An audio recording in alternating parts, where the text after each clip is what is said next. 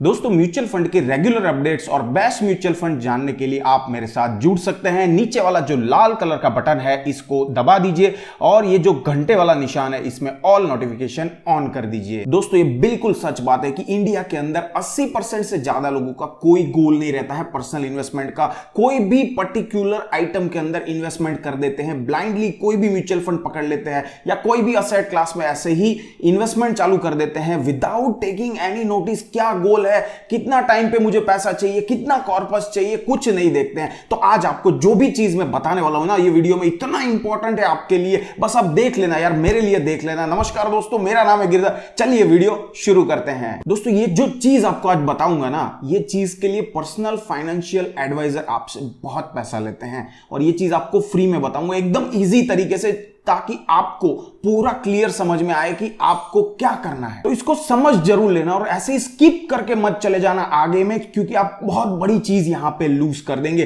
तो आपको मैं लेके चलता हूं मेरे लैपटॉप की स्क्रीन के ऊपर में। यहां पे बहुत इजी तरीके से मैंने एक गोल्स सेट करने वाला सिस्टम बनाया है कि सबसे पहले तो आप ये आइडेंटिफाई करिए कि आपके गोल्स क्या है। दोस्तों, हम लोग यहां पे ही गलती करते हैं। हम लोग बिना गोल सेट किए सीधे ही इन्वेस्टमेंट में कूद पड़ते हैं और चालू कर देते हैं अपना इन्वेस्टमेंट ये सोच के कि बहुत बड़ा पैसा आएगा, लेकिन उस पैसे का करेंगे क्या, कैसे एलोकेट करेंगे उसको, ये प्लान हमारे पास नहीं रहता है। तो यहां पे आपके दो टाइप के गोल हो सकते हैं। शॉर्ट टर्म गोल हो सकता है, लॉन्ग टर्म गोल हो सकता है। शॉर्ट टर्म में कैसे गोल्स आते हैं, जो 5 साल या उससे आजू बाजू में आपको फुलफिल करने हैं। इसमें बहुत सारे गोल्स रहते हैं। आपको अपना घर खरीदना है, आपको कोई गाड़ी खरीदनी है, या आपका कुछ स्पेशियस लग्जरियस ट्रिप आपको प्लान करनी है। ऐसे शॉर्ट टर्म गोल्स आ सकते हैं। लॉन्ग टर्म में आपको घर खरीदना, आपकी रिटायरमेंट प्लानिंग, आपके बच्चों का एजुकेशन है, ऐसी चीजें आ सकती है। तो सबसे पहले तो ये लिस्ट डाउन करिए कि मेरी रिक्वायरमेंट क्या है और मुझे आगे लाइफ में क्या क्या चीज की जरूरत है, और उस हिसाब से मैं प्लान करूंगा कि मुझे कितनी एसआईपी करनी है, कैसे म्यूचुअल फंड चूज करना है और मेरा क्या रिटर्न होने वाला है। तो आपको एक एग्जांपल के जरिए आज आपको ये पूरी चीज बताऊंगा। चलिए मान लेते हैं मैं एक मिडिल क्लास आदमी का एग्जांपल लेता हूं, जो कि जिसकी तनख्वाह अभी के मार्केट के हिसाब से एकदम नॉर्मल है, ज्यादा भी नहीं है कम भी नहीं है। तो मैं यहां पे ये समझ के चल रहा हूं उसका किड्स है, 2 किड्स का एजुकेशन का गोल है। ये गोल यहां पे लॉन्ग टर्म में आ जाएगा, क्योंकि वो अभी एज हम लोग कंसीडर करते हैं 30 साल के आजू बाजू है, के लिए लॉन्ग टर्म गोल है। अभी कितना टाइम बचा हुआ है किड्स के एजुकेशन के लिए, तो सबसे ज्यादा जो खर्चा होता है वो 12वीं के बाद होता है, यानी कि कॉलेज के टाइम पे होता है। तो उसके लिए हम लोग यहां पे गिन के चलते हैं कि उसको अभी मिनिमम 10 साल का टाइम है। और कितना कॉर्पस चाहिए ये मान के चल लेते हैं कि उसको पढ़ाई के लिए 10 लाख रुपए का कॉर्पस चाहिए, यानी कि 10 लाख रुपए का खर्चा आएगा। और ये एक्सपेक्टेड रिटर्न अगर आप देखेंगे, स्पान जो है 10 साल का है, तो हम लोग यहां पे 12% रिटर्न को एक्सपेक्ट करके चल सकते हैं। एसआईपी की बात हम लोग बाद में करेंगे, पहले हम लोग यहां पे ये डिटेल्स पूरी भर लेते हैं। चलिए, उसको घर लेना है। घर लेने के लिए उसके पास में मान लीजिए 15 साल का टाइम है, और वो जो घर एक्सपेक्ट कर रहे हैं वो अराउंड 70 लाख रुपए का है। तो ये 70 लाख रुपए भी रिक्वायरमेंट रहेगी उसको 15 साल के बाद में। अगर 15 साल का स्पान गिनते हैं तो हम यहां पे आसानी से 14 से 15% का रिटर्न एक्सपेक्ट कर सकते हैं म्यूचुअल फंड से। कार लेनी है, कार यहां पे शॉर्ट टर्म गोल हो सकता है और ये 8 साल के बाद लेनी है। हम यहां पे ये समझ के चल रहे हैं कि उसको 10 लाख के आजू बाजू की गाड़ी लेनी है, तो 10 लाख यहां पे डाल देते हैं और 8 साल के हिसाब से हम लोग यहां पे 11 से 12% ले सकते हैं। म्यूचुअल फंड का रिटर्न एक्सपेक्ट कर सकते हैं। रिटायरमेंट ये एक इंपॉर्टेंट चीज है। रिटायरमेंट लॉन्ग टर्म में आएगा और मान लेते हैं उसको 30 साल है अभी रिटायरमेंट के लिए, 30 साल के बाद में उसको रिटायर होना है। और कॉर्पस कितना चाहिए ये अभी आपको नहीं बताना, ये मैं आपको बताऊंगा कि आपको अपने रिटायरमेंट के लिए कितना कॉर्पस चाहिए। सिंपली आप यहां पे मंथली कॉस्ट आफ्टर रिटायरमेंट, यानी कि जब आप रिटायर हो रहे हैं, रिटायर हो चुके हैं, उसके बाद पर मंथ आपको कितनी इनकम चाहिए वो मुझे आप बता दीजिए बस। चलिए, मैं मान के चलता हूं मिडिल क्लास आदमी के लिए अभी अगर उसको घर खर्चा चलाने के लिए 20,000 रुपए चाहिए, तो उस टाइम पे मान लेते हैं कि 1 लाख रुपए चाहिए। जो भी इन्फ्लेशन बढ़ेगा, जो भी खर्चा होगा, 1 लाख रुपए हम लोग मान के चलते हैं। तो 1 लाख हम यहां पे मैं अगर डाल देता हूं, जैसे ही मैं यहां पे 1 लाख रुपए डालूंगा, ये सिस्टम मुझे बता देगा कि मुझे 2 करोड़ रुपए चाहिए मेरे रिटायरमेंट टाइम पे। अगर ये फंड मेरे पास रहेगा तो मैं यहां पे अपने म्यूचुअल फंड से SWP चालू करूंगा 1 लाख रुपए की, और ये 2 करोड़ रुपए जो है मुझे 1-1 लाख रुपए हर महीना देते रहेंगे। मेरी एक यहां पे इनकम भी चालू हो जाएगी और मेरे 2 करोड़ रुपए भी धीरे धीरे बढ़ने वाले हैं। तो ये एक सिस्टम यहां पे हमको बनाना है और इस सिस्टम के हिसाब से हमको चलना है। और रिटायरमेंट लॉन्ग टर्म जब प्लान करते हैं 30 साल, यहां पे 15% का आराम से रिटर्न आप एक्सपेक्ट कर सकते हैं। लॉन्ग टर्म जितना लंबा समय उतना रिटर्न ज्यादा, उतना रिस्क कम। म्यूचुअल फंड के अंदर आप ये हमेशा याद रखिए।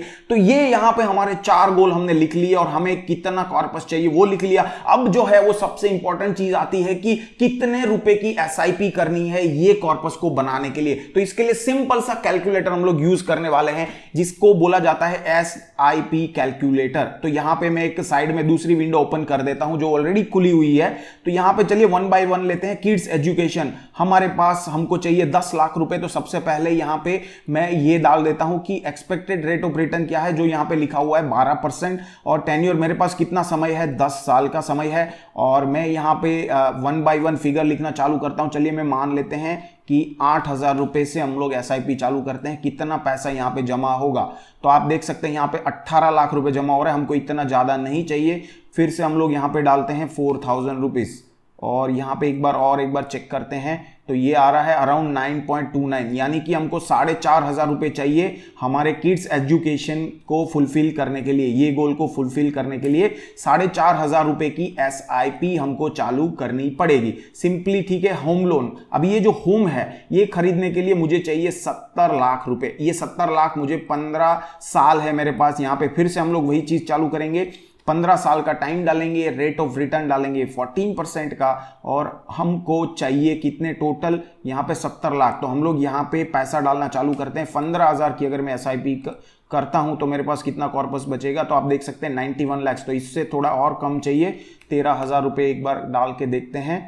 और यहाँ पे आप देखेंगे 79,000 आया कि ऑलमोस्ट 12,000 रुपये आपको यहाँ पे चाहिए। यहाँ पे मैं डालूंगा 12,000 रुपये महीने की एसआईपी करनी पड़ेगी मुझे अपना घर बनाने के लिए 15 साल के बाद में। सिमिलरली कार के लिए और रिटायरमेंट के लिए भी हम लोग देख लेते हैं। कार के लिए हमको चाहिए 10 लाख रुपए और कितना टाइम के बाद चाहिए, 8 साल के बाद में। और रिटर्न हम लोग एक्सपेक्ट कर रहे हैं 12%। तो यहाँ पे मैं डाल दूंगा एसआईपी का वैल्यू, मान लेते 5,000 से चालू करते हैं। और यहाँ पे आप देखिए 8 लाख हो गए हैं। तो यहाँ पे और थोड़ा सा बढ़ा देते हैं, 7,000 करते हैं। और यहाँ पे देखेंगे हम लोग कि 11.5 हो गया। तो मतलब 6,500 रुपये हमको यहाँ पे चाहिए। जस्ट मैं एक अप्रोक्सीमेट चीज कर रहा हूँ फटाफट आपको समझाने के लिए कि किस हिसाब से ये चीज काम करती है। और रिटायरमेंट, अब ये बहुत इंपॉर्टेंट चीज है क्योंकि ये सब चीज तो आप अपने लिए ज्यादातर नहीं करेंगे, अपने बच्चों के लिए करेंगे या अपने जो मौज शौक है उसके लिए करेंगे। लेकिन जो रिटायरमेंट होता है ना, उस टाइम पे आपका सहारा सिर्फ आपका कॉर्पस होता है। तो ये बढ़ाने के लिए ही ये यहाँ पे ये चीज डाली है। अभी आपको जनरेट करने हैं 2 करोड़ रुपए और आपको कितना टाइम फ्रेम है आपके पास, 30 साल का टाइम फ्रेम है। एक्सपेक्टेड रेट ऑफ रिटर्न आप 15% पकड़ के चल रहे हैं। यहां पे मान लेते हैं हम लोग 3,000 रुपए से चालू करते हैं अपनी एसआईपी आज के दिन से। आप देखेंगे 3,000 रुपए में आप जनरेट करेंगे 2 करोड़ रुपए की कॉर्पस 30 साल के बाद में। तो हमारा यहां पे जो आएगा एसआईपी का वैल्यू 3,000 रुपए। तो यहां पे आप देख सकते हैं आपको टोटल एसआईपी करनी पड़ेगी 26,000 रुपए की।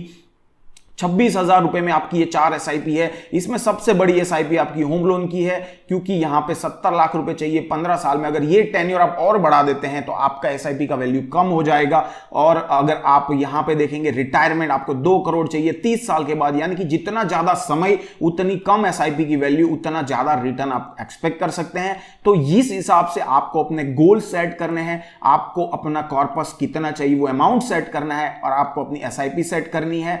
तो यहां पे जो टोटल एसआईपी आई है, अब मान लेते हैं कि आपकी इनकम तो यार इतनी है ही नहीं, आपका सेविंग इतना है ही नहीं। आपका सेविंग कितना है महीने का वो आपको यहां पे लिखना है। मान लेते हैं मैं हार्डली 20,000 रुपए बचा सकता हूं, उससे ज्यादा मैं नहीं बचा पा रहा हूं। तो आपका 6,000 रुपए का शॉर्टफॉल आ रहा है यहां पे। इसका मतलब ये बिल्कुल नहीं है कि ये 6,000 कहां से निकालेंगे और ये नहीं है तो मैं एसआईपी पूरी बंद कर दूंगा। आपके पास अभी जितनी सेविंग है 20,000 की है, 20,000 की चालू करिए। ये जो 6,000 का शॉर्टफॉल है ये फुलफिल हो जाएगा 2-3 सालों में, क्योंकि जैसे जैसे आप आगे बढ़ते जाएंगे आपकी सैलरी भी बढ़ती जाएगी और उस हिसाब से आप जो है यहां पे अपनी जो करंट एसआईपी उसके अंदर टॉपअप भी कर सकते हैं। मान लेते हैं फॉर एग्जाम्पल एग्जांपल की जैसे ये होम लोन है, तो यहां पे मैं अभी 9000 की एसआईपी करूंगा यहां पे मैं अपना जो सेविंग है उसको फुलफिल करने के लिए, और जैसे ही मेरी सैलरी धीरे धीरे बढ़ती जाएगी 2-3 साल के बाद में मैं उसको फिर टॉपअप कर दूंगा और मेरी एसआईपी का अमाउंट बढ़ाते जाऊंगा। तो यहां पे ये चीज आपको करनी है, आपको ये ध्यान में रखना है कि कितने साल के बाद ये आपको कॉर्पस चाहिए और इस हिसाब से आपको अपनी एसआईपी को करना है।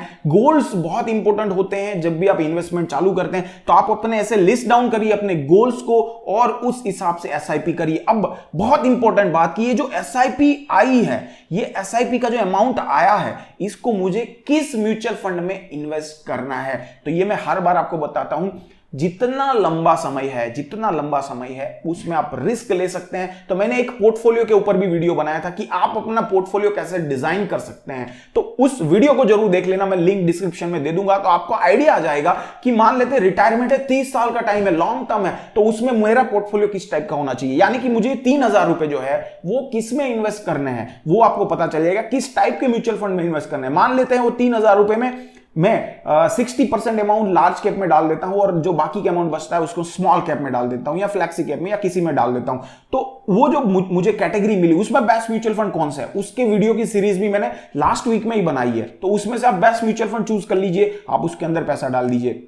तो आपको यहां पे सिर्फ देखने 2 वीडियोस, वो लिंक आपको डिस्क्रिप्शन में दे दूंगा। तो आपको एसआईपी का जो अमाउंट आया है उसमें किस म्यूचुअल फंड में आपको इन्वेस्ट करना है वो भी आपको क्लियर हो जाएगा। तो आशा करता हूं कि आपको यहां पे कंप्रिहेंसिव चीज पता चली कि आपको कैसे अपना खुद का प्लान करना है पर्सनल इन्वेस्टमेंट, और आप ऐसे करके अपने गोल को पा सकते हैं और आप अपनी जिंदगी को एकदम आराम से जी सकते हैं। बड़े बड़े लोग यही करते हैं और इसके लिए ही बड़ी बड़ी चार्जेस लेते हैं आपसे पर्सनल फाइनेंशियल एडवाइजर। तो ये बहुत सिंपल भाषा में मैंने आपको बताने की कोशिश की, और ये चीज भी आपको मैं यहां पे एक्सेल शीट दे दूंगा डिस्क्रिप्शन में, आप वहां से डाउनलोड भी कर सकते हैं। आपको ये वीडियो कैसा लगा मुझे जरूर बताइए, अगर पसंद आया होगा तो लाइक कर देना, साथ में दोस्तों के साथ शेयर कर देना, और ऐसे ही पर्सनल फाइनेंस रिलेटेड वीडियोस आपके लिए मैं लाता रहता हूं। नीचे वाला लाल सब्सक्राइब का बटन दबा दीजिए, घंटा भी दबा दीजिए ताकि मेरे नए वीडियोस के नोटिफिकेशन आपको मिलते रहे। मिलता हूं आपको और किसी नए वीडियो में, तब तक stay healthy, stay invested, good bye and जय हिंद।